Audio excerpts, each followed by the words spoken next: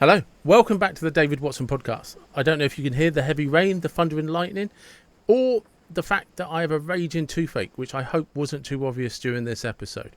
As I spoke to a wonderful chap, Dr. Anbar, and his new book, Life Guides for Teens. And if you're a parent, I promise you, this is definitely an episode worth listening to, and definitely going to be a book that's worth purchasing. I hope you enjoy the episode.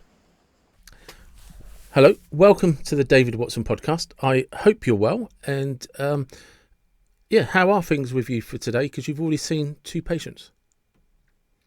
Things are going very well. I saw one young man who's about to be married. I've worked with him for almost 9 years now. Oh, wow. And then I saw another young man who's on his way to college next year. Very exciting time of change in his life. Oh, wow. Yeah, that is good. That is good. And is he feeling positive about going to college? He is. He had his choice of colleges, found the right one for himself, and we talked about how to succeed in the college level. A lot of fun experiences up ahead. Because we're here to talk about your book, The Life Guide for Teens. But before we get there, where was teen life for you? Where were you growing up? I grew up in Palo Alto, California. My parents had moved here from Israel, Okay. so I had to adjust to the American culture and And the Californian American way of culture. life, Yeah. California culture, but I didn't know any better. It was where I lived. And so I was involved with the high school newspaper. Yeah. I was pretty much of a loner in high school, in part because kids excluded me because I was different. Yeah. But when the time I got to college, it was a fresh start, and I became a member of many groups and had a great time there. Yeah, because I guess that's the interesting thing about college, isn't it? The same people that would have isolated a new person at their school, they're all the new person. So it's just like the radar is like, I need to know as many people as possible. Well, everybody's in the same boat when you get to college. Yeah. Many people don't know other people. The other thing is, if you go to fairly large colleges, many people to pick from, so you sort of find your kind of people. Yeah. Yeah, definitely. And how old were you when you moved to California? I was 10 10. when I moved here. Was there a moment that stood out like, okay, this is America? Um, well, I remember I went to the drugstore. Actually, a friend came to my house and asked could he go to a drugstore with me. And my mother said, "Drugs? You can't go to a drugstore and buy drugs." um, we went to a drugstore and I wanted some bubble gum. So I bought a bubble gum with a baseball card, which most people buy for the baseball card. I've opened it up, chewed the bubble gum. I could care less for the baseball card. I didn't even know what it was. It was a card of Willie Mays that I gave to someone. Oh, Probably wow. worth something these days. Yeah. So that was part of America. I remember another part of America was when kids would laugh at me when I said two-thirds. Oh, And right. I didn't understand why they were laughing until my Spanish teacher, when I was 13, told me I couldn't pronounce the TH. Ah, So they would laugh at me for saying two-thirds as a T. So that was America. yeah. And there was a couple of things I remember. And how did that path lead you to college and what followed on? Well, as a teenager, I really enjoyed math. I enjoyed writing. I enjoyed working on a school newspaper, and it was always going to go to college. That was no question because my family's family of academicians. I didn't know what I wanted to do. Um, I started off college as a psychology major because I liked psychology. It was kind of fun, but it was for me felt really easy and commonsensical. So I decided to take on a more serious major. Yeah. I apologize to the psychologists out there, and I took on the biology major as well. Um, and I enjoyed that. I didn't know what I wanted to do for the longest time. And one of the things I counsel teens about is that it's okay if you don't know what you want to be. There's lots to happen. I Mm, mentioned that the average person changes career 5 times in a lifetime. yeah. So the first career doesn't really, it's not that important. I mean, it's important. You learn a lot, but it's not like the end all. And I got heavily involved in the school newspaper in college. We went from 3 times a week to a daily paper when I was there. It's a lot of fun. In fact, most of my good memories involved the newspaper as opposed to classes. And towards the end of my third year of college, still didn't know what I wanted to do. And I wanted to run for become editor in chief of the paper. And I lost the election by one vote. Oh, Um, because I had a big disagreement with the school cartoonist. I think because I think that was the vote against me. So then into my third year, and I planned to go to college for 5 years to make time for me to be editor in chief of the paper, and and I was going to do a triple major in economics as well because I gotten the major stuff done. And I looked at my schedule and I didn't really want to do a triple major if I couldn't be the school editor of the newspaper. And so I had to say, well, it's the end of my junior year. What should I do? And I called a friend. He said, what about medicine? And I said, medicine, yuck, blood and gore. I hate needles. And he said, he said, you're good in psychology, you're good in science, you'd be a good doctor. I said, well, maybe I could get used to the blood and gore. And I thought back to when I was a college freshman. I worked with squirrel monkeys one summer. We were studying microwave radiation as it affects pregnant squirrel monkeys. In those days, microwaves just come out, so I wanted to make sure it didn't hurt babies. yeah. And squirrel monkeys smell really bad. And so I remembered when I first started working with them, the odor was overpowering. But at the end of the summer, I couldn't smell them anymore.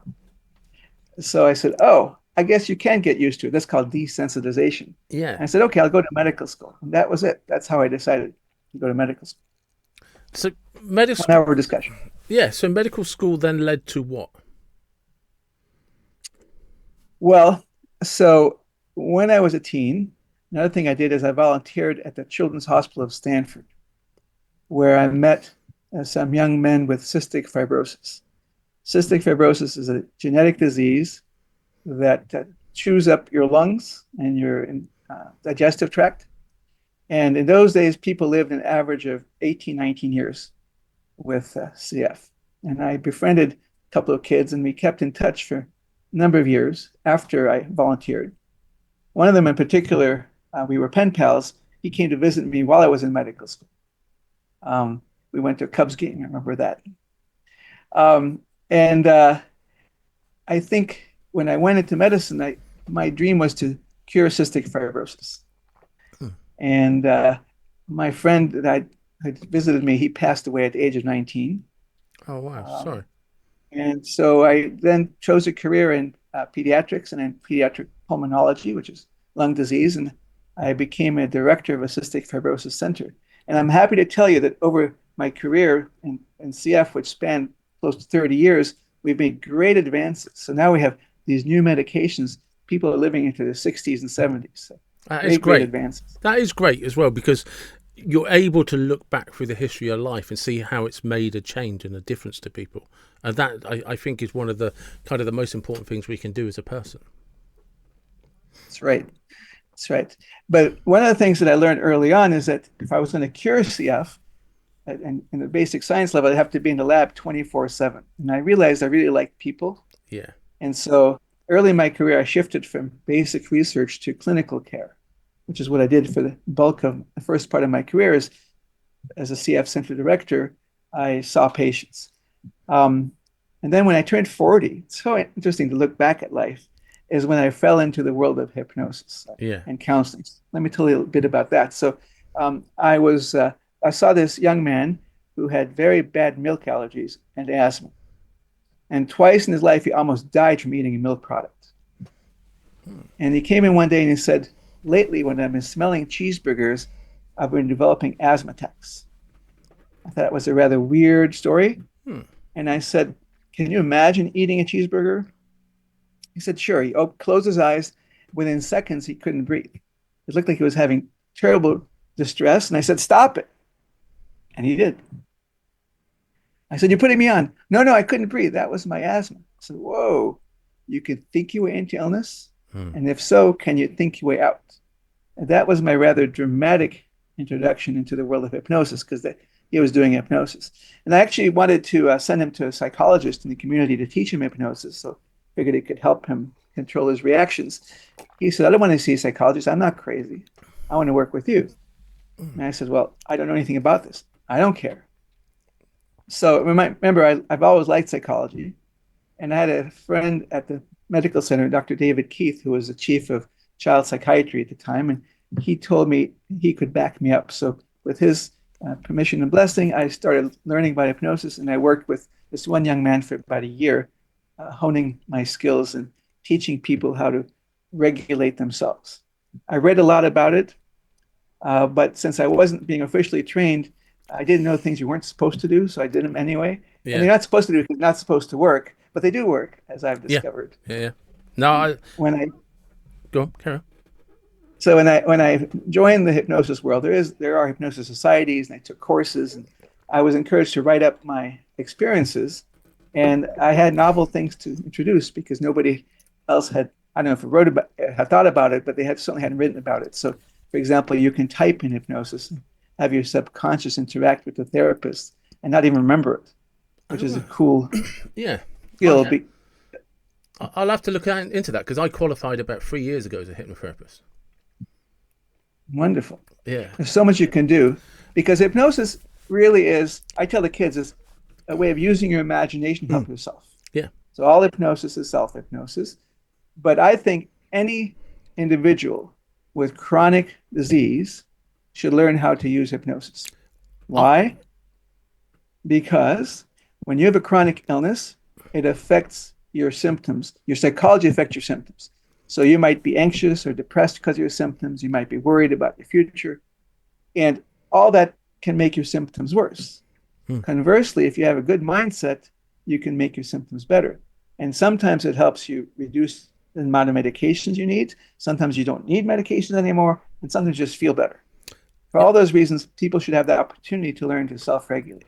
I've had similarly with a few people because when I first qualified, you kind of qualified, but then you actually have to practice hypnotizing people, and the kind of there's a skill set to getting people to feel comfortable enough that they go into that sort of trance-like state. And I dealt with a couple of people with fibromyalgia and another person with celiac from a gluten intolerance, and both people with fibromyalgia, I could reduce their symptoms down to pretty much zero. And the girl that who I still see on about every 6 weeks, her symptoms of celiac have gone from flare-ups that would put her in hospital to she hasn't been hospitalized now for nearly 3 years.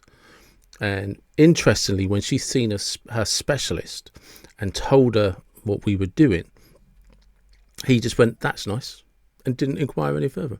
But Right. I've had 100% success rate with those few people, and and I don't know which way this works. I kind of figure like it doesn't matter for what I do, and this is to do with stress and anxiety. That I think, and I'm definitely open to inputs on a scale of 1 to 10. The maximum the body can cope with is 10. And if you stress the body beyond 10, that's when physical symptoms appear. And it's just a way that I can visualize what's going on in a body. And your average person probably walks around somewhere between 1 and 5, but have a crappy day, stub your toe, run in late, you go to bed at 10. But you kind of should be going over that, but the body displays physical symptoms. And I don't know if the stress creates the problem or the problem already exists and gets triggered by the stress.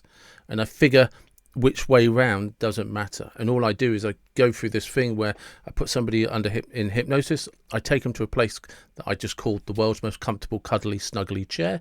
And I just go through various ways to just keep relaxing, keep letting go, and just releasing it from your body. And it has 100% success rate. The only thing I haven't been able to do is cure it, and I don't claim to cure anybody. Just regular sessions seem to keep symptoms at bay. So I would tell you that stress causes body symptoms and body symptoms causes stress. So the Yeah. answer is both. I would also tell you that you can, the mind-body disconnect that was started by Rene Descartes in the 16th century is not real. The mind and body are one system. Yeah. So, of course, when your mind is stressed, your body is stressed.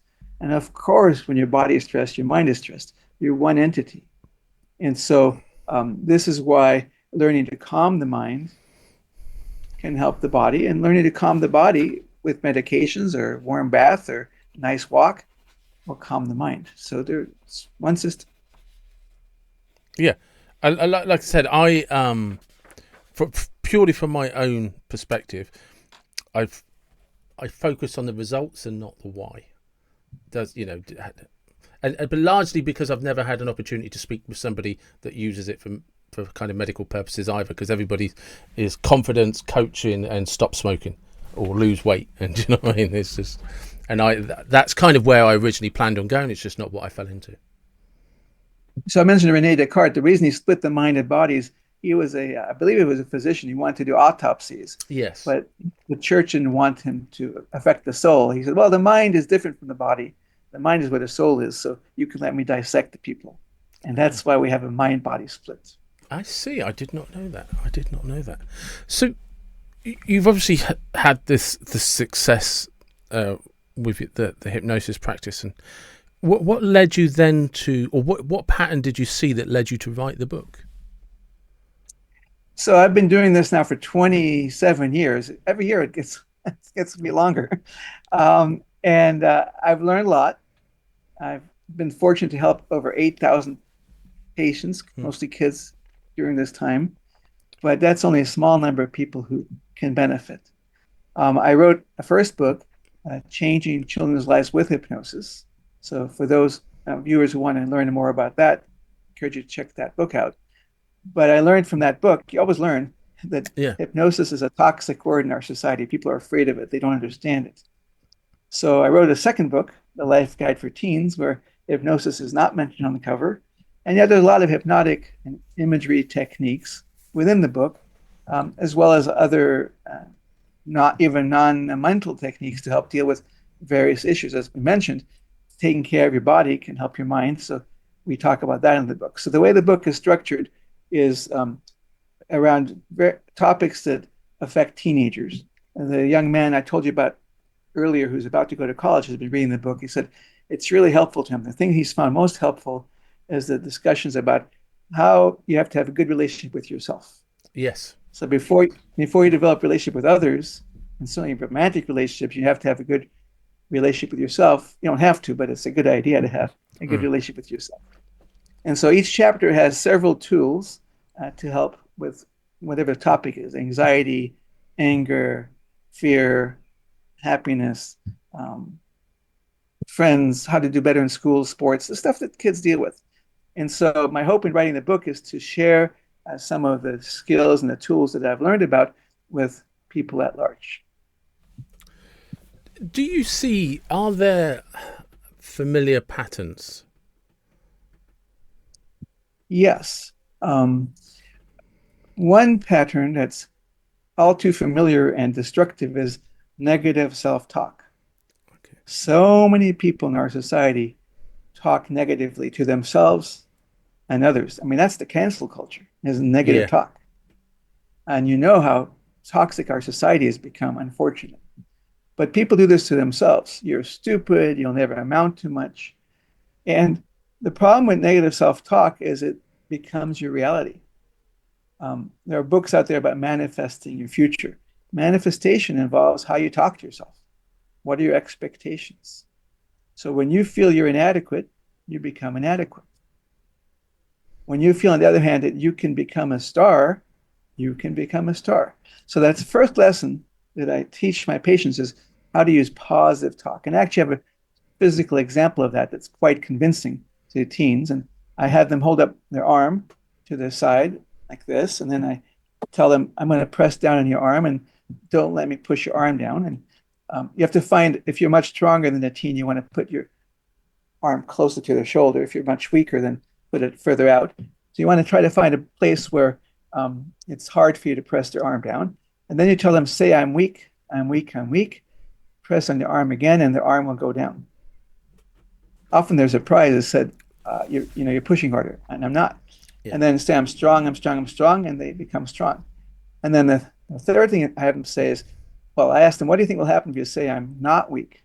I'm not weak. I'm not weak. And most teens will guess they'll be strong, but they are weak nonetheless because the brain focuses on the main word in the sentence. Yeah. So after that demonstration, first of all, they say, hey, Dr. Anbar has something to teach me. And second, we have this discussion. So you want to say things in a positive way. It's not just mom saying, speak positive. This really, really does affect me. And people do this to lift weights, to become stronger, to become better Yeah. athletes, to do better on tests. It's throughout life. That's not even hypnosis. That's just positive self-talk. I also mentioned to my kids that this is nothing new. Henry Ford, the automobile manufacturer, said 100 years ago, whether you think you can or think you can't, you're right. It's one of my Once you see favorite what happened. quotes. It's one of my favorite quotes. And then the Buddha said 2,700 years ago, he said, what we think is what we become. Yeah. What we think is what we become. So that's the first lesson. So one pattern I see is negativity, and I address that right away. Say things in a positive way. Any negative thought can be restructured in a positive way. For example, I'm really nervous about, I'm going to fail my test tomorrow. That can be restructured as saying, I want to pass my test tomorrow. Or I want to do well on my tests. Or I'm going to strike out. That can be reframed as I want to keep my eye on the ball and have a solid hit. So any negative thing can be restructured. So we practice this in the office. I have a stomach ache. That's negative. I would like my stomach to feel better. That's positive. So we practice that. That's the first pattern. The second pattern that I see is, let's say, is misuse of the internet. That's a big one for teens these days. My gosh, if I could eliminate the internet, teens would be healthier. And I have some teens who say, I wish it wasn't around because, I'm obligated to check my texts. Otherwise, I'm out of my social group. But I wish I didn't have to. So the problem with social media and texting is that they're engaging. They're addictive to some degree. Some teens are spending 10 hours a day on their phone. Yeah. Problem with that is you're not doing other things that are healthier for you, like socializing or doing physical activities or studying. Worse yet, when you look at social media, you see first of all, you see it from all around the world. So when I was a teen, we had a school shooting in the 70s. I never even heard about it because, unless you saw the evening news or read the newspaper, you were oblivious to it. Yeah. Now, if there's a school shooting somewhere, everybody knows about it, even if it's in another country. So it makes the world feel a lot less safe. And then social media presents people, influencers, people who look like really famous and happy. And the average teen is like, I'm not that. I must be really bad. So they get depressed. And another thing that this does is when they're at night, they're texting their friends, looking at YouTube videos and not sleeping. The average teen should sleep 8 to 9 hours a night, but in reality, they're sleeping less than 7. So they're in sleep deficit. And lack of sleep causes a lot of problems. Inattention at school, anxiety, depression, suicidality, leaving along the long-term poor health outcomes. So if the teens control their use of the internet, and especially so it doesn't affect their sleep, they get a lot better without any other intervention. It's interesting that. It's interesting you mentioned social media and the internet, because I often talk about on this podcast like I'm addicted to nostalgia, but that I just say that my childhood, which was, I was born in 74, predominantly grew up in the 80s, young adult in the 90s, I said, it wasn't easier, it was just simpler. And that's the only way I know how to describe it, because there is a sort of correlation between the internet and just people, just mental health, just going through the roof. It just continues to grow. And there's things that I hear about today with my own niece and nephew and stuff like that. They did not exist when I was at school. Did not exist when I was a young teenager, when I was a young adult. They just were not problems that people had. Not in the volumes. If a teenager was going through difficulty, there was probably something really serious, like life-changing serious, going on at home or in their life somehow. Correct. I mean, access to pornography is so easy these days. Yeah. And it's just, you can just do it in your bedroom. And it's scary because of course, that has its own issues. So yes, life was much simpler, and I think it was easier. I think, I grew up a decade before you. Teen years are never easy, No, but exactly. I think the challenges teens have today are great, large, and that's another reason I wrote the book. Because it is, isn't it? Because people say, well, you can put your phone down, and I often say to people, we're never going to be the ones that find the solutions for teenagers, because you said you grew up in the 70s. I was predominantly the 80s. But if you and I, and I've said this before, if you and I went into each other's classrooms, we'd recognise the classroom. We'd recognise the pupil. The music would have changed. The fashions would have changed. But we would fit right in. But when I've been in classrooms now where my niece goes to school, which is my old school, there's nothing I understand. It's all completely different. And so we are trying to give lessons based on our experience, but there's no parallel to the life that they're growing up with, whereas my life paralleled yours perfectly in terms of how the system worked and what kids were doing. And you look at them today, and it's very too easy for adults to say, well, they should just put their phones down. No, you can't say that, because we never had a phone to put down. So we don't know what it's like to hold that phone, and the expectation that comes from, like peer pressure was a big thing that is consistent through teenage life. Well, peer pressure today is the phone, and it's 24/7. It's if you're not tapped into that becomes a bullying thing, and it's on its own. If you are tapped into that, that's a bullying issue on its own. Whereas we never had that. There was nothing you could do. Nobody had anything like that. Whereas now, it's an extension of who they are. Right, and controlling the phone use, which is necessary for being healthy. Yeah, I believe. Means you have to control your impulses, and you know how difficult it is. Young teens are impulsive, and they test boundaries. So it's really a terrible social experiment. I think this was imposed on us. This is happening now with AI. It's just sort of like, here it is, and let's see what happens. So the internet came in the late 90s when people started using it. And we are dealing with its ramifications. And I think what I tell teens is, pick 2 or 3 times a day that you're going to use your phone, and tell your friends that that's what you're doing. Some of them may give you trouble, but that's what you're doing. So they don't expect immediate text. I've seen so many teens, they text, don't get a response, and they spiral down. Oh, they don't like me anymore. Oh, I must have offended them. Oh, and then all they did is turn off their phone, or they're at dinner or something. But teens are struggling with these minuscule things. Instant gratification, the instant attention, and if it's not instant, and I have a theory with nothing to back it up with, but I think the greatest blessing of our childhoods was boredom, because boredom led us to be curious. So correct. If I necessity. Go on. And necessity is the mother of invention. Benjamin Franklin said that. Yeah, exactly. You have to figure something out. Because I was going to say, if I wanted to know something, I'd have to write that list down for the library on Saturday. Right. And you had to figure things out for yourself. So that's part of learning. Exactly right. So I think that another issue is that when you're bored, you can ponder things. You can think. Yeah. Right now, and one of the things I talk about in my book is accessing your inner power, your inner knowledge from your subconscious.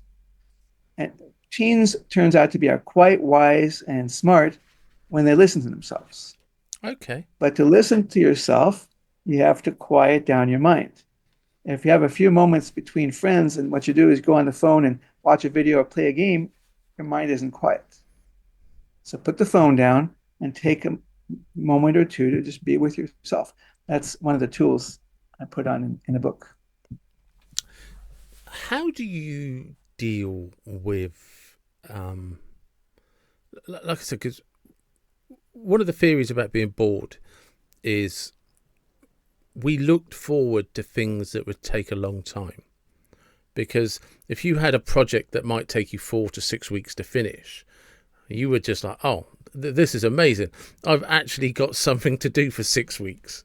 And whereas if I mention to my niece, oh, this going to take a few hours, oh, we're not doing it, because that instant, there was just no threshold for anything that might take a little bit of time. But the only, and I could be wrong, but I've never experienced anything in my life that gave me any satisfaction that was achieved quickly. Everything, the best things in, it's cliches.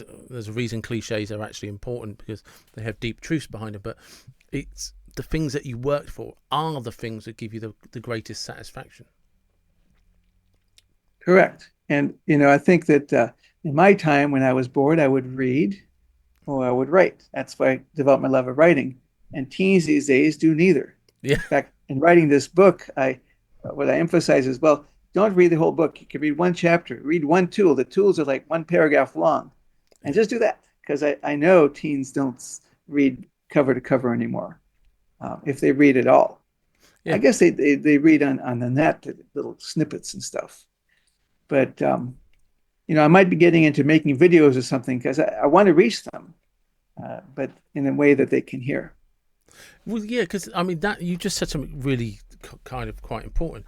It's how do you reach them in a way that they can hear? Because again, I can't. I was talking to friends about this recently. I've got a 4-wheel drive Land Rover, like a 1988 Land Rover. It's really agricultural, really. But I did an off-road day, and I took my niece with me, and we went out with a group of other people in an area nearby called Salisbury Plain. And I said it was really nice, because I said I'm not very good at being around my niece. I love her to bits, I adore her, but I don't know any way to communicate with her, because it's just and it was just nice to have a day where no phone really. We have to make decisions, and she's excited to get stuck in the mud, excited to go through puddles, and it's, what I mean. And yeah, it was fantastic. But one of the reasons it was fantastic is because we had this plan for the day where there's no awkward silence, and there's things that are just happening in front of you. But it makes me realize I don't know how to communicate with her. It's not her issue, it's my issue. And how do you get them to hear you? Well, you said something really important. How do you communicate? And you start off by listening. So, how was your day in school? Fine. Can you tell me a little bit more? Or who did you interact with? Or tell me something you learned in a class, or tell me what happened at recess. And then ask them questions about what they experience. And then don't start talking about yourself. Ask them follow-up questions. If you have an agenda, you want to teach them something, find a way of teaching it within what they have done that day. Or you could say, if you're going to talk about yourself, this would happen to me, what would you have done? Would you have agreed? So get their inputs. You want to treat them as equals. They're not equals. Yeah. Well, in some ways, the way I think they are, I think they have a deep soul. So in some ways they are, but they don't know how to express it yet. But they're not equals in terms of life experience. But you want to treat them with respect. A lot of adults, especially parents, don't treat teens with respect, because the adults know better. And so when the teen makes an error, they say, that was a dumb error, or don't do that. Or the teen starts explaining how they think. Well, that's wrong. That shuts them down. So instead, listen carefully to the teen. And if you don't agree, you can say, well, that's interesting. Here's the way I think about it. Here's another way of thinking about it. What do you think? And then if they say, that doesn't make sense to me, I said, okay, well, that's your choice. You decide what you want to do. I tell parents, when the child turns from early childhood, from young child to teenager, your role switches from being an enforcer to a supporter. So don't pull out the parent card, do so because I told you so, or because I know better. That doesn't go very far. Unless the teen is going to do something that's endangers their life. Drive drunk, Yeah. have unprotected sex or something like that. You want to stop that. But short of that, if they want to procrastinate their homework, you've explained to them how they could do better and they choose to procrastinate, let them procrastinate. If they get a bad grade, let them have the bad grade. So many parents are worried, especially these days, that the teen will make a misstep, that they ensure they don't by being a helicopter parent. Yeah. So if the teen is about to make a misstep, the parent says, don't do that, do this instead. And some teens will resist that, other teens will go along with it. Either way, it's a bad situation. Why? Because part of growing up, part of learning to manage life is dealing with missteps. I give this analogy. When your toddler learned to walk, they fell, they got up, they tripped again, they fell, they got up. Each time they tripped, their brain learned, oh, you can't walk that way. So tripping and falling is part of learning how to walk. The same holds true for your teen. Making missteps and learning from it is how they learn. It's not from you telling them what to do. It's sort of like if you're going to teach somebody to play the piano and you move their fingers for them, they're not going to learn how to play. You got to let them play and make their mistakes. And there's actually even worse parents than helicopter parents. The bulldozer parent. I hadn't heard about this until this year. Bulldozer parents clears the obstacles before the teen ever gets there. So they never have to face the obstacle. Yeah. How terrible is that? Because part of doing well in life is facing obstacles and dealing with them. So in their wish to have the child have a perfect childhood, whatever that is, these parents are creating trouble for the rest of the child's life. Yeah, because it's interesting. I've said this before as well, that one of the problems when, like you say, I've not heard the phrase bulldozer parents before, but I definitely understand the analogy, is that the obstacles you suffer as a child and a teenager, they set you up for the big problems later. Like when you lose a friend dies of cancer, or a parent dies unexpectedly, or somebody's unfaithful and breaks your heart. You're not going to recover in the sense of, oh, I've had these lessons in life, so I'm going to be fine. But internally, if you've overcome enough obstacles, enough disappointments, internally there's something that projects forward that, okay, this will resolve itself with time. This is just a grieving process. And you it's something you know without realizing you know it. And it's because you've practiced in little steps and margins overcoming these things 100 times. But if you don't have it, when the big thing hits you, it's a tsunami that you don't recover from. Exactly right. Often I meet very mature teens. And what's common for most of them is they've had some difficulty in their life, some trauma, something they had to deal with, bad disease, a loss of relative, and that helps them mature. Yeah, it does. I think it's exactly that, isn't it? It's, what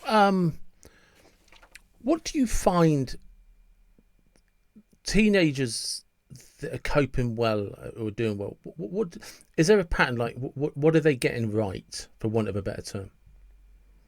I'm going to ask you to repeat the question. I don't know if my sound is being affected, but there's construction happening outside. Oh, okay. So if you could say the question again. Please. Yes. So effectively, what I'm asking is that the people that are doing great, the people that are doing okay, what is it they're doing right? In terms of the teenagers, what they're doing right is remaining flexible. So one of the things life offers you is many opportunities. So if you see an open door, check it out. Yeah. Don't just say, oh, I'm going to stick to my original pattern. The ones who do it right are resilient. So if there's a problem, they pick themselves up and deal with it. Also, they persevere. Yeah. So again, they have a goal and they keep going for it.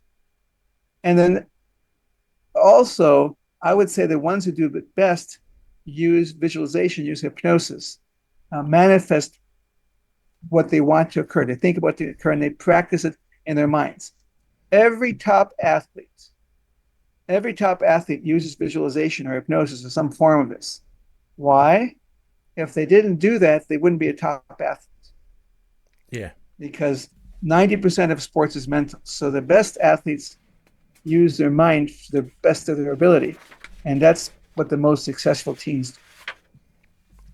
But so when it comes right, then everything you've kind of said, it comes back down to the mental aptitude towards just life in general. It's It's not a physical practice. It's an emotional practice, or a mindful practice. But I don't mean mindful in the way of meditation, but just everything is the toolbox starts with the mind, and if that's in a good place, you'll have everything you need to fix everyday problems. And if parents are listening to this, what would you suggest they get their children into? So, again, if you're talking about teenagers, the parents' role is to give the children the opportunity to expand their minds, but not to push it. They could do it, of course, by having them read the book. Yeah. Is one thing.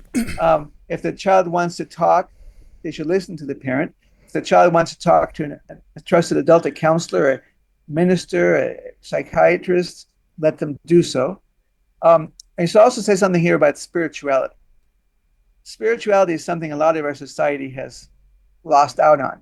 Yes.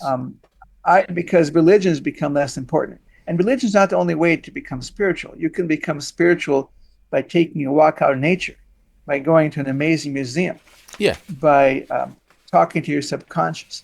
But spirituality is important in my mind because it gives you perspective.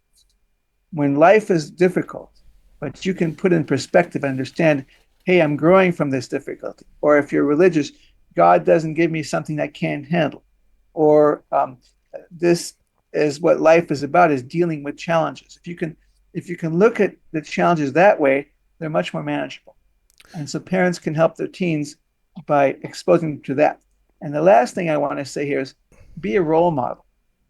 So as a parent, you don't want to just lecture your teens, but live your life, practice gratitude, help people as a parent, be a role model, be kind, respect everyone. Again, in our society with the cancel culture, we're showing the opposites. Yeah. Oh, I'm not going to talk to that person. Oh, that person is evil. That's the opposite. And so parents need to work on helping themselves. I'll tell you something kind of sad. I just visited my old university, and I was told the president of the university sent out an email asking people not to mention Trump or Biden because that can hurt people's feelings. Yeah. How terrible. How terrible. We should be able to mention Trump and Biden or Harris or whatever and talk about it. It's okay. And it's okay if we disagree. I love disagreeing with my patients in a respectful way. And you'd think college is where that should happen. And yet our society is so dysfunctional that you can't say anything for fear of offending someone. It's funny. I say funny, but it's not comedy funny, but I do find it amusing. Because people will often sort of try and bring politics up on the podcast, and I'll just sort of say, I'm in the UK. I don't have any skin in your game. You know what I mean? The UK actually has its own problems. They don't exist solely for the benefit of America. But in the UK, it's amazing how many times somebody will bring up something about Donald Trump, and you'll just say, you realise he's not our president, don't you? Because we don't have presidents, we have prime ministers. Right? And then if I say the simplest question, just out of curiosity, what particular policy of his do you not like? And why was Biden's policy better? And it's met with silence. They'll say, he's a horrible person. Like, okay, but in terms of presidential policies, what is it about Biden that you liked that you don't like that Donald Trump is doing as a policy? And there's no response. And you're just like, right, so you're angry about somebody, and it's the I will point out, which doesn't win me any friends and has actually ended some friendships, that you're angry about a person you don't know. You're angry about a leader of a country that has nothing to do with you. Yet if you just look in a different direction, there are Christians being slaughtered. There are countries that are under a socialist regime where they're being suppressed with riots. There are places where people are hungry. There's human rights problems in like 101 countries. You're not bothered about any of those. It's just like no impact, no emotional impact at all but you're now getting ready to leave the room just because I asked you what policies about Trump don't you like. I've not said whether I like him. I've not said whether I would support him. I've just asked you a simple question, and it's become so emotive that it's just like, people, you really need to just anchor yourself into a form of reality of what has this got to do with my day-to-day life. Right. And in America, they get really angry when Trump wants to change social morals, Mm, how do we deal with transgender individuals or how we deal with religion.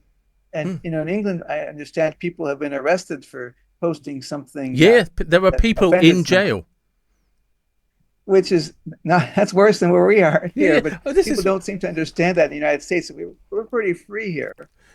honestly, people think it's a joke, but you can look up people who have posted social media posts in the UK and are now in jail and there was one man in particular, I think it was, his post turned out later to be true, but he's still in jail. Yeah. Yeah, in America, they try to deport people who aren't Americans Yeah. for things they've said, and that's considered awful. But uh, it's an interesting. The politics is interesting. I don't want to go too far afield, but No. the point is, I think people should be able to talk about it intelligently and not walk out of the room. So unless you're going to threaten me physically because of my belief, which you would never do, we should be able to talk about it. This is it. I actually had a wonderful conversation with a chap called Jojo McManus, Dr. Jojo McManus, a couple of weeks ago, and he is into the diversity and all and transgender, and there's many things we're not in the same room on. We're just not. Right. One of the most considerate, thoughtful conversations I've had with a human being. Just the pure courtesy that it's okay for us to not agree, the courtesy that we can find the common ground where we do agree. You know what I mean? And you're just like, hang on. And it reminded me, like, this is what we used to do. It was that simple. If it's somewhere with social media, the internet, we kind of lost.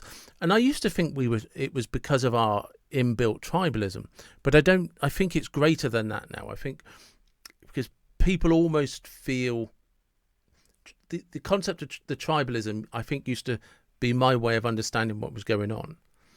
But the bit where I struggle now, and I can't imagine how a teenager copes with this, is why do you feel personally attacked just because I don't agree with you on something that doesn't impact our daily life?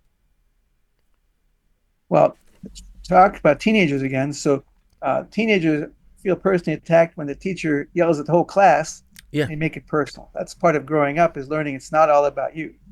And so that's something that you want to talk to your teen about. I would also say that what you said about listening to each other and agreeing to disagree and remaining civil, this is what parents and their teens should be doing. Yes. Listen to each other, agree to disagree, and be civil. And again, let the teen make choices for their own life, unless it's a life-threatening choice. And I think we talked about society in large because that's what we're modeling for the teens. And then we wonder why they're having so much trouble. Just a couple of questions as we finish up, because I'm conscious of the time. The book itself, The Life Guide for Teens, what would you suggest to parents to focus on when they read it? Well, each chapter has a section for parents regarding each of those topics that affect teens. And so if the parent, I've had some families read it together. They'll read a section together and it serves a discussion. So that's something a parent could do. Hey, would you like to read this together? I've had teens read this parent section, which I meant for them to do, and tell the parents, hey, you need to read this. You need to be more respectful of me, or you can support me by not asking me detailed questions all the time, because some parents don't want to hear that. They want to know every detail. And really, as a child becomes older, privacy is part of, do you guys say privacy in England? Yeah, privacy, They becomes more important, and it's part of growing up, is learning to remain private.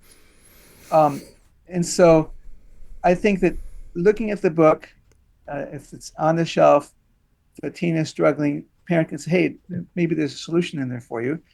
but don't push it. If the teen is resistant, that's one thing. If the teen is resistant, you want to ask, what are you thinking? Oh, I don't have time, or oh, it's boring, or so listen to their reasoning, or you're telling me to do it. Yeah. I had one girl who had a habit cough. Habit cough is a loud, obnoxious cough that has no physical cause. And typically it resolves with one session of self-regulation, of hypnosis. And it didn't resolve. Finally, I talked to this girl's subconscious, and she said, the reason the girl is having a cough because her dad is too worried about it. Oh. And I said to the father, it's fine. The cough is not dangerous. It's going to go away. Just chill. And then the cough stopped. Crazy. So, but she had to tell me this, and then I told the dad that is there. So if your child is resistant, get them when they're calm. Not after you yell at them. That's not when they're going to talk to you. But get them when they're calm and tell me why do you not want to read this book? Well, it's not going to help. Okay, it's helped other kids, but it's up to you. Yeah. Or if you've read it yourself, well, I found this really helpful to me. Maybe a tool that I wrote for the teens. Adults can use them too. In fact, I have a 95-year-old friend who read the chapter about pain control and used it to help with his fractured ribs, the pain from his fractured ribs. So it works at all ages. Yeah, that's a good point. That's what I would do with my teens. Okay. Where can people, or where is the best place to find you and the book? To find more about me, you can go to dranbar.com. So DRANBAR.com. The book, you can also order it from Amazon. And I have a lot more information about hypnosis on the same website, dranbar.com. If you just click on about hypnosis, you can learn a lot more about hypnosis and counseling. Okay, cool. I'll make sure all of that is in the description. And my last random question, not related to anything we've discussed. I want you to imagine you have, ironically using the word imagine, I want you to imagine you have a time machine, and the time machine is a car, and it can be any car of your choice. I want to know what car it is, where you would go, and what would be playing on the radio. So where would I go? What was the last part of it? So what car would you use as your time machine? Where would you go in history, wherever you want? And what would be playing on the radio? Well, I've never been asked that question before. Well, so first of all, I'd probably take a Prius because it's small and maneuverable. Where I would go? Gosh. Well, on the one hand, I want to go back to the time of biblical times, where God was giving the Torah and instructions to the Jewish people. On the other hand, I'm split. I want to go into the future so I can learn what occurs. I can come back and teach. That's probably against the rules, but what music will be on the radio? It's interesting. I would probably play Israeli music because I was born there, and that speaks to my emotion. That's the best. So that's probably what I'm playing. That's spot on. Thank you very much for your time. I've really enjoyed talking to you. I appreciate this awesome interview. Thank you so much. Thank you. And there you go. Maybe you could hear that set of thunder that just gone. And that was Dr. Anbar and his book, Life Guides for Teens, Harnessing Your Inner Power to Be Healthy, Happy and Confident. And look, as somebody that is trained in hypnosis, I genuinely can vouch for everything he has said. The power of the mind is incredible. And when harnessed productively, positively, it does change your life's outcomes. So please do check it out. And from my own perspective, for everyone that listens, watches and supports, as always, I really am grateful to you. So thank you very much. And wherever you are, whatever you believe, please do take care and be blessed. Thank you.